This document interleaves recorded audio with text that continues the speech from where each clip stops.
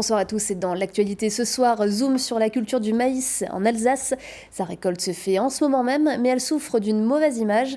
Accusés de polluer, les producteurs se lancent dans une opération communication pour faire connaître leur nouvelle méthode de production. À Mulhouse, c'est Foliflore qui bat son plein. Cette exposition florale unique en Europe met les fleurs, les fruits et les légumes à l'honneur pour cette 19e édition. Et puis rencontre en fin de JT avec le réalisateur Olivier Nakache et l'acteur Reda Kateb à l'affiche du film Hors Normes, très bientôt sur vos écrans.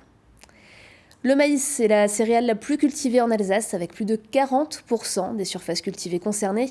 Mais malgré cette première place, il est souvent critiqué pour son impact environnemental. Alors la Chambre d'agriculture d'Alsace vient de créer une commission communication pour redorer l'image de cette céréale. Direction Munchouz, Camille Roland. En ce début d'automne, la valse des moissonneuses-batteuses bat son plein dans les champs. L'heure est à la récolte du maïs. Et dans cette ferme céréalière, en plein cœur du Haut-Rhin, la saison s'annonce plutôt correcte. On va récolter le maïs qu'on a semé au printemps, qu'on a irrigué, entretenu toute l'année. Donc là, ça se présente assez bien. Ce ne sera pas une année record, mais c'est une année, disons, correcte. On a eu un peu de froid au printemps, donc on a perdu des pieds au printemps. Après, on a eu une grosse canicule, on a eu un peu de mal à suivre avec les irrigations. Et on a eu un mois d'août pluvieux qui nous a un peu rattrapé la donne. Dans les années 70, avec l'arrivée de l'irrigation, le maïs a connu un essor important. Il fait vivre aujourd'hui 4000 exploitants en Alsace, comme ici, où le maïs est historiquement la culture principale avec 125 hectares sur les 165 exploités par la ferme. Pourtant, sa réputation d'une plante forte consommatrice en eau et en pesticides fait de lui une culture assez décriée. Une réputation infondée pour leurs producteurs. Je vois très bien que le maïs, c'est une culture qui est très peu demandeuse de produits phytosanitaires. On n'est pas là tous les jours à pulvériser des produits. On a un désherbage à faire. Et maintenant, on a des techniques qui éliminent complètement les insecticides. Donc, moi, j'ai un peu du mal à comprendre la réaction des gens parce que c'est une plante qui est intéressante, même au niveau de l'irrigation. Elle ne consomme pas tant d'eau que ça par rapport à d'autres cultures, toujours. Pour redonner confiance aux agriculteurs et promouvoir les cultures comme le maïs, la Chambre d'agriculture d'Alsace lance une commission communication. Notre but, c'est justement d'expliquer que la culture du maïs, c'est une culture vertueuse, qu'elle a tout à fait des avantages dans notre paysage. Elle s'est déjà très très bien acclimatée à nos conditions climatiques. C'est une plante tropicale donc qui a besoin d'eau et de chaleur. Et en Alsace, on a de l'eau et on a de la chaleur. On est sur la plus grande nappe phréatique d'Europe, puisqu'on est sur une nappe qui a entre 35 et 50 milliards de mètres cubes d'eau sous nos pieds. Par cette commission communication, c'est de rétablir des vérités qui nous tiennent à cœur et de ne pas être en permanence soumis à l'agribashing, que ce soit par rapport au maïs, mais par rapport aussi à notre métier et à d'autres cultures. Une fois récolté, le maïs va sécher dans les silos et sera ensuite en partie transformé dans la région. Au total, plus de 3500 produits du quotidien sont issus de la culture du maïs.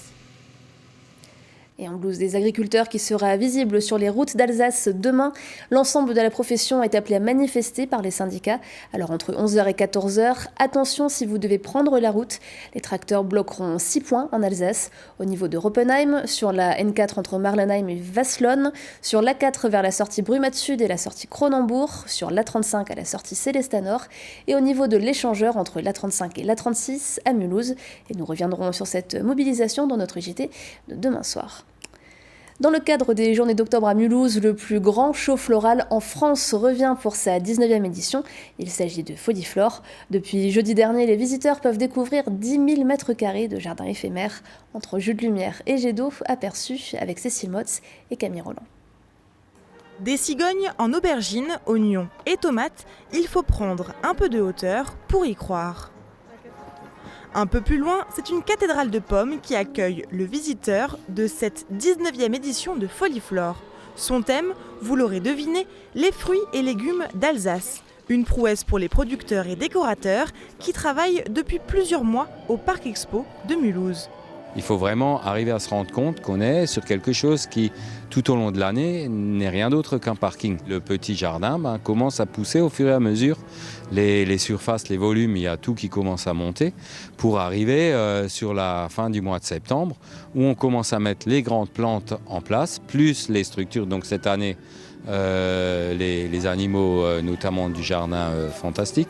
Et puis, finalement, les 3 derniers jours avant l'inauguration, lundi, mardi, mercredi, c'est toute la finition qui se met en place. Aujourd'hui, on a un stock de matériel qui est énorme et qui nous permet tous les ans de faire de nouvelles créations.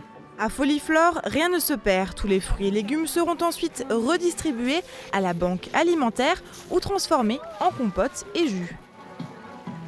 Des jeux de son, lumière et jets d'eau viennent compléter l'exposition.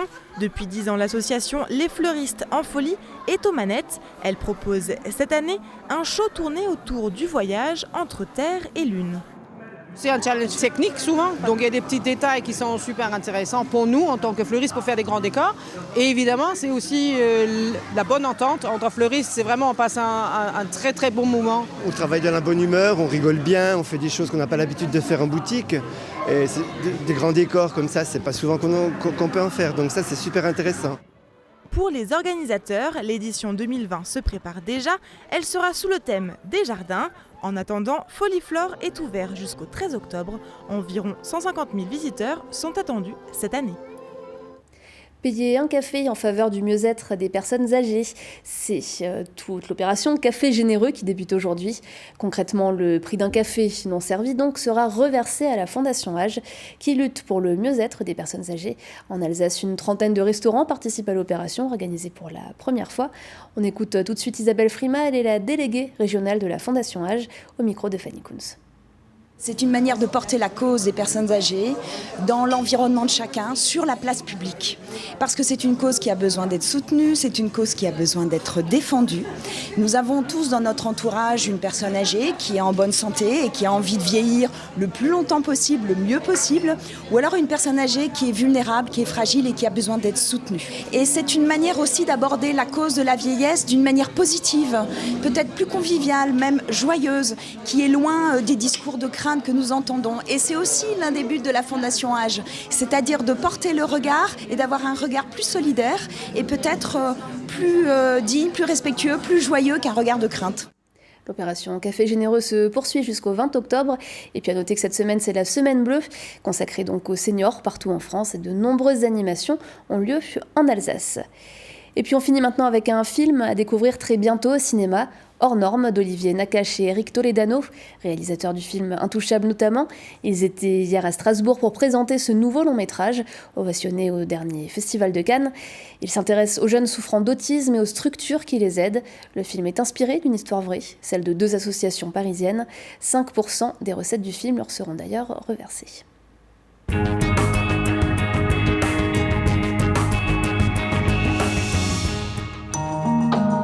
CAJM, centre de jour médicalisé. Centre d'accueil de jour médicalisé, t'as oublié le A, désolé.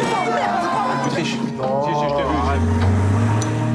Le diagnostic, c'est quoi? C'est un autisme particulièrement sévère. J'ai eu l'assistante sociale, il est mineur, elle demande un placement judiciaire. Ça nous laisse combien de temps, ça? Environ 15 jours.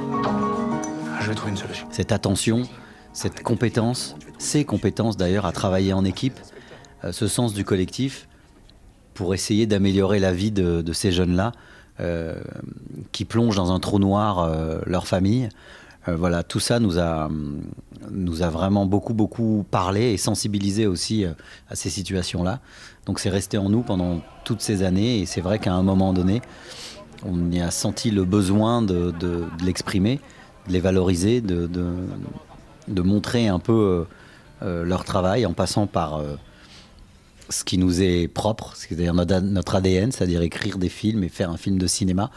On trouve que ce sont des personnages extrêmement romanesques, tout en étant vraiment... c'est un film très réel sur la réalité, mais pour décrire cette réalité, pour nous, il fallait passer par la fiction. Pourquoi depuis 15 ans, les médecins, les hôpitaux m'appellent tous les jours sur mon portable pour savoir si on peut accueillir encore d'autres enfants? Je suis allé avec Olivier visiter les associations. J'ai senti qu'il y avait une matière extrêmement forte. C'est quelque chose dans l'air, c'est pas quelque chose dans les lignes d'un scénario ou quoi. C'est quelque chose que vous sentez tout de suite quand vous rentrez dans une pièce et où vous vous dites qu'à cet endroit-là, quelque chose de fort se passe. On a travaillé avec plein de publics différents. La méthode est toujours à réinventer sur tous les films, avec tous les acteurs, avec tous les partenaires, et sur ce film-là encore plus, que ce soit avec les autistes, que ce soit avec les éducateurs, que ce soit avec des gens qui n'ont jamais fait de cinéma, qu'on doit aussi accueillir, qu'on doit ramener avec nous dans ce voyage. Les autistes, par moments on mène, par moments on suit. Très souvent on rassure. Très souvent, on fait en sorte que le plateau de tournage, le lieu et la situation soient bienveillantes. Reda a tout dit. De toute façon, nous, on passe notre temps à guetter l'inattendu, à guetter les imprévus. C'est là où il y a la vérité, quoi. C'est là où on a les petits miracles qu'on n'aurait jamais pu prévoir. Alors c'est vrai qu'avec des non-acteurs et avec des mômes en situation d'autisme, on savait qu'il fallait être prêt à capter tout ça. C'est pas différent, il fallait juste se donner le temps et de bien préparer pour que tout le monde se sente à l'aise, que ça soit confortable pour tout le monde, pour ces éducateurs qui ont joué avec nous, pour ces jeunes comme Benjamin Le Sieur qui a jamais évidemment tourné de sa vie, qui s'est retrouvé avec nous. Il fallait juste le mettre à l'aise, il fallait qu'ils connaissent les gens, les techniciens, les acteurs avant, les décors avant, pour essayer d'être le mieux possible. Il fallait qu'on s'adapte à lui. Et puis ça s'est très bien passé et très très rapidement, ça a été comme un tournage entre guillemets classique. Est-ce que je peux mettre ma tête contre ton épaule? Oui, allez, vite fait. Allez, viens. À découvrir le 23 octobre sur vos écrans. Et puis on finit tout de suite ce journal avec l'image du jour, Oliviane. La voie verte porte-bonheur, le chemin des carrières, a été officiellement inauguré ce week-end et s'offre à cette occasion une superbe vidéo de présentation. Cette voie verte, unique en Alsace, a été aménagée sur une ancienne voie de chemin de fer au pied du mont Saint-Odile. Elle n'a pas de départ ni d'arrivée, c'est juste un cheminement avec beaucoup de nature, mais aussi de l'art et du patrimoine. Entre Rossheim et Saint-Nabor, les porte-bonheur invitent à cheminer en toute liberté, à pied, à vélo, en trottinette ou en skate.